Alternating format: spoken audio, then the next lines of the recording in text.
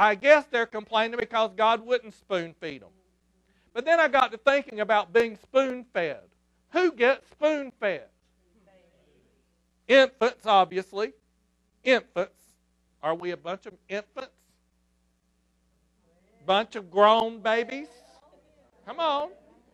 Come on. I mean, this is a sermon about getting fit. Am I a grown baby?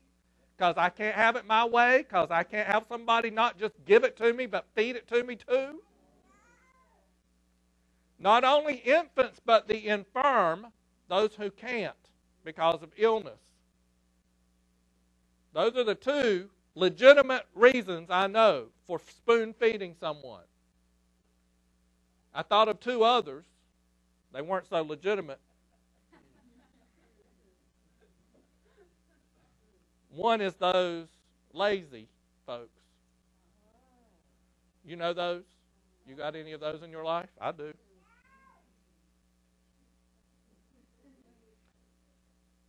The other one was those who feel entitled.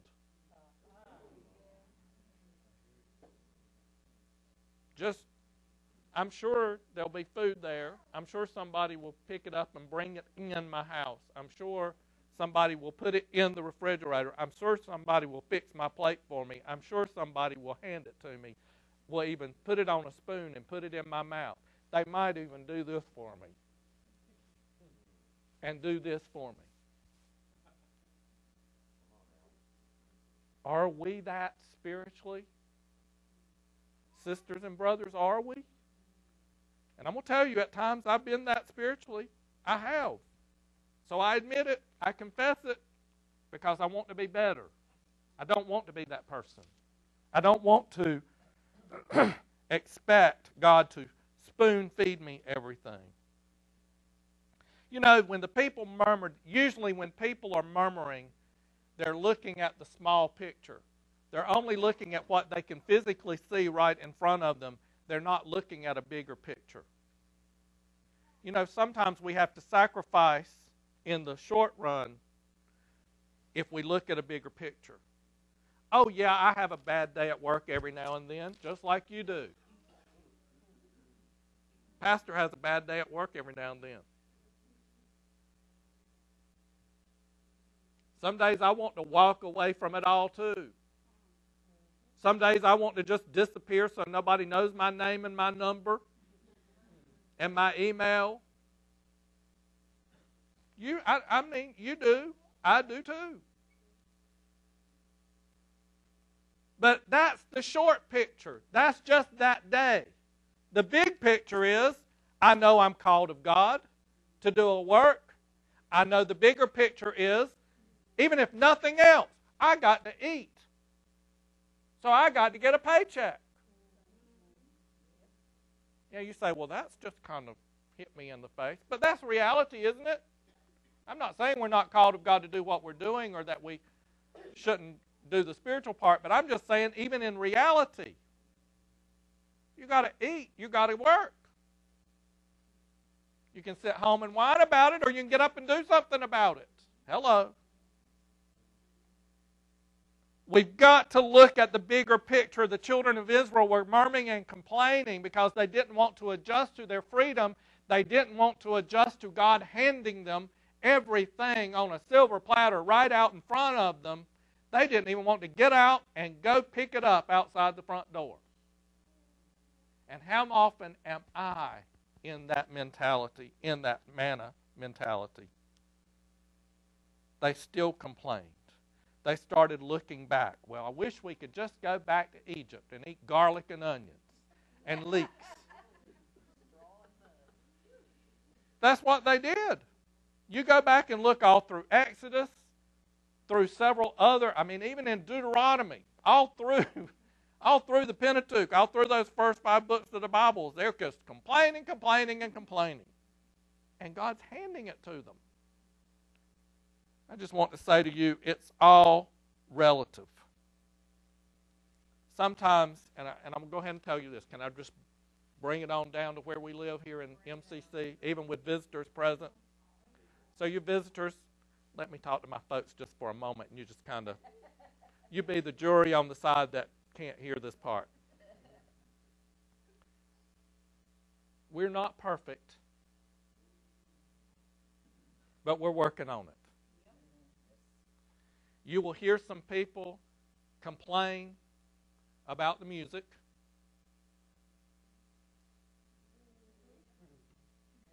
Today, the music was just such a blessing to some people. They were thrilled and worshiped all the way through it. And there were some people that said, I'm not singing any old video. Come on. I don't like videos. I don't want to sing videos. I don't want to do this. Me. It's all about me. I don't like to sing when they push a button on the piano. I want live music. So maybe Sister so-and-so can play for us, or Brother so-and-so can play for us. Well, that's nice of you to volunteer them.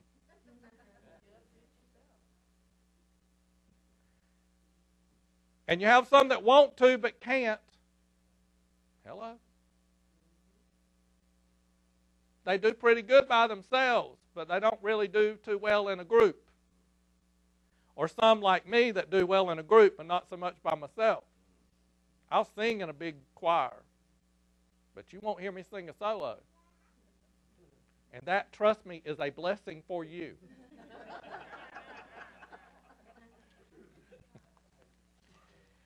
You will hear some complaints about the preaching.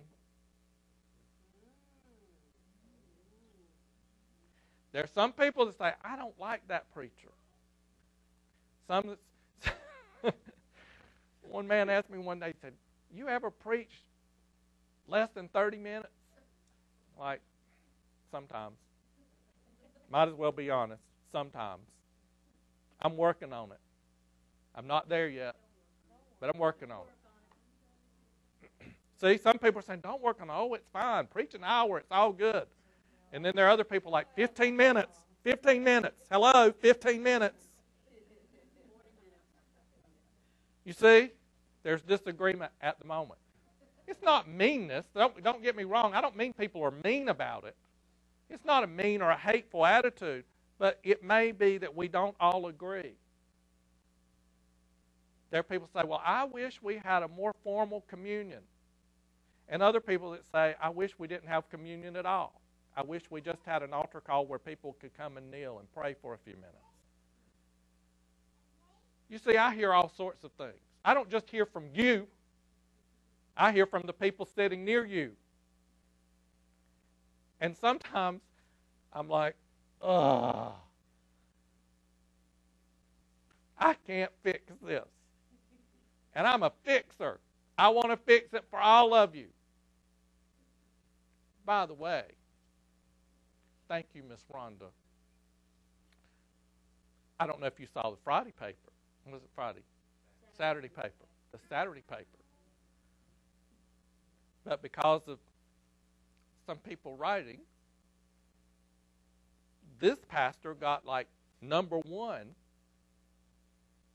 Well, maybe that's a little over-exaggeration, but I was listed first among favorite pastors or preachers in Baton Rouge. And you say, are you tooting your own horn? I'm saying no. But I will say there's some people that really love it, and there's some other people that couldn't stand it. He's too informal for me. He tells things in the pulpit that I would never.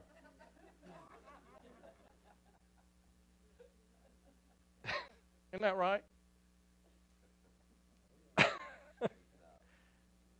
Some that think it's too funny and some that think it's too serious. No matter what we do, here's the thing, and now you visitors chime back in with us.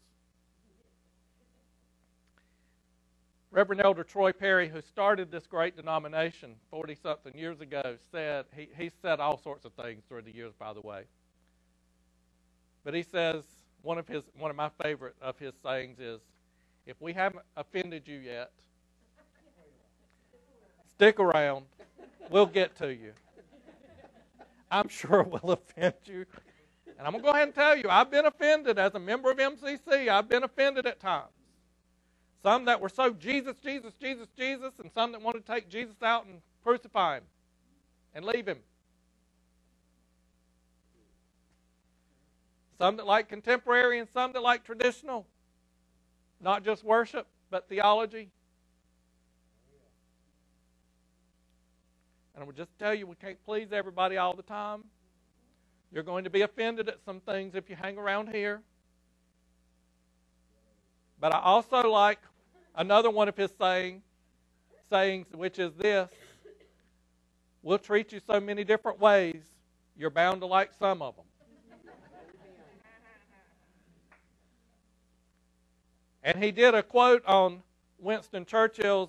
Winston Churchill said, if you're going through hell, keep going. And Reverend Perry says, if you're going through hell, run!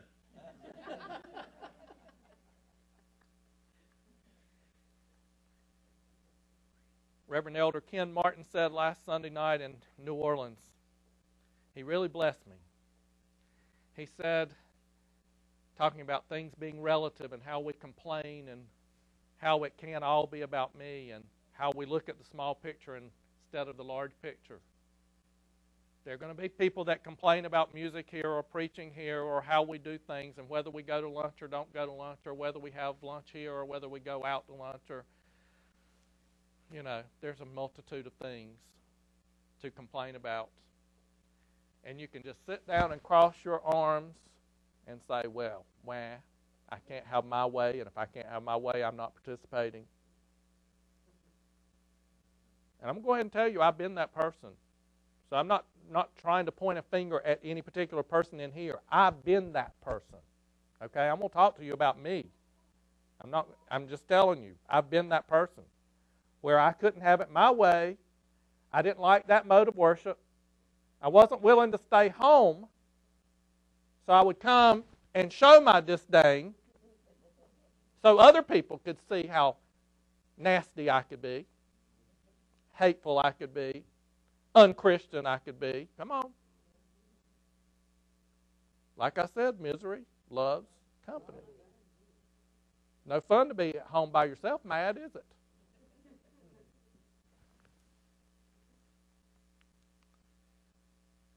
And then Reverend Elder Martin said last week, he reminded us of those 6 lesbians in Pakistan that reached out to MCC, who, if even their parents know that they are lesbians, their parents, according to their religion, have to kill them by stoning or beheading. I think there was one third way. They actually helped one of the ladies out of Pakistan, got her to Australia, and they thought she was safe. But her parents tracked her down, killed her on the streets in Australia. Killed her for being a lesbian. Her own parents. And felt justified in doing so in the name of religion.